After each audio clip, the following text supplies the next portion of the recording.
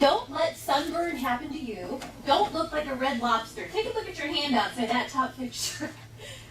Don't want that to happen to you. So today I'm going to educate you on sunscreen, the types, the purpose, and the application of sunscreen. I'm going to let you know that I've been a plastic and reconstructive nurse for over 10 years, registered nurse for about 30. Worked in that area where I had to see a lot of sun damage. I had to take care of skin cancer, so there's a lot of experiences that I've had in my years of nursing. I wanted to tell you a little bit about UV rays, ultraviolet rays. They're a part of the electromagnetic light spectrum that comes directly from the sun to the earth. So it is proven that the UV rays are a human carcinogen, which means they do cause cancer. It's also the main cause of cataracts in individuals. So if you don't have skin protection on your eyes, you can also have cataracts. So that is the #1 reason of getting skin cancer. One fact about UV radiation is it does weaken the body's immune system. You know, we've all been told that sun can be healthy, but it can actually weaken our immune system. Two different types of UV rays. UVA, they're present throughout the whole day. They can penetrate through the clouds and through glass. So that's why it's important, even if you're driving for long periods of time, to have sun protection on. UVA rays account for about 95% of the rays that reach the earth. And they're the longest rays. They go to the deepest part of the skin, and then that can cause the photo damage or premature aging. And premature aging for our skin, we're all going to age, we're all going to lose our elasticity. But you know, you've seen those that have had prolonged skin exposure. You know, they have the leathery-like looking skin. It's very rough. They have a lot of age spots, can have deep furrows in their skin. That could be from unprotected skin damage.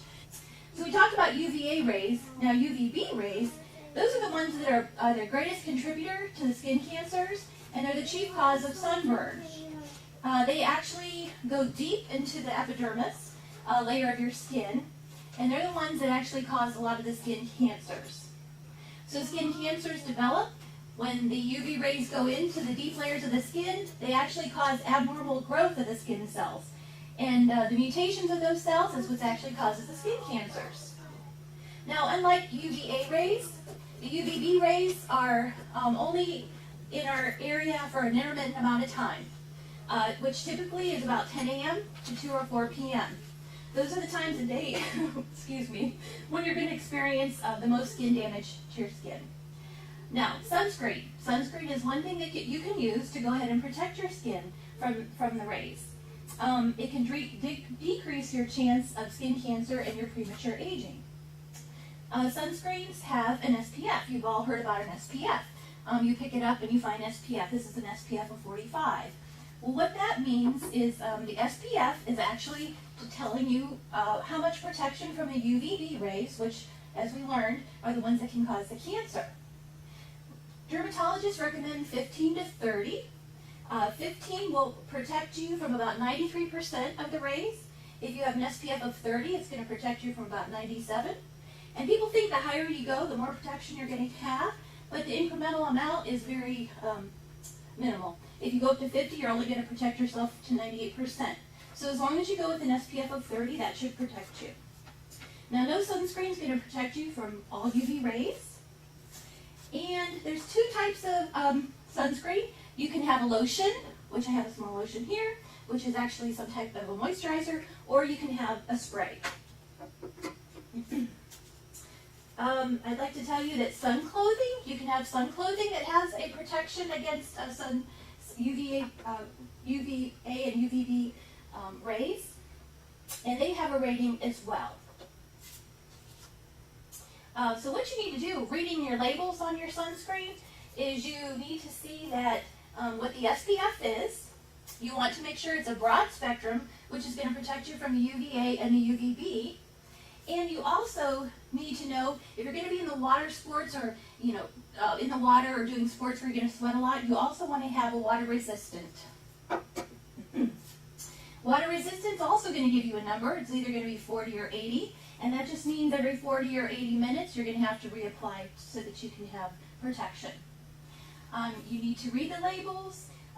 Lotion tends to be one that dermatologists recommend over spray, because a lotion is something you can visibly see. You can get all the nooks and crannies. You know exactly where it is. When you use the spray, it is convenient, but you can't always see exactly where it's on your skin. You may miss spots. And actually, if you go out in the wind and you spray, it's going to get blown away. You're not going to get it on your area, you know, on all the area that's exposed. How much should you put on? Okay, I did bring the shot glass just for observational, you know, to show you the amount. 1 ounce is about how much lotion you are to apply. If it doesn't give any specifics as to when you're to reapply, you need to do it at least every 2 hours.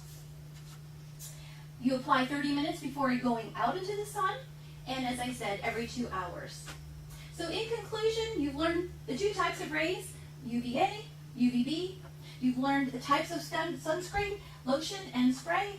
And you've learned about choosing. You need to look at your SPF, and you need to take a look to make sure it is broad spectrum. Thank you very much.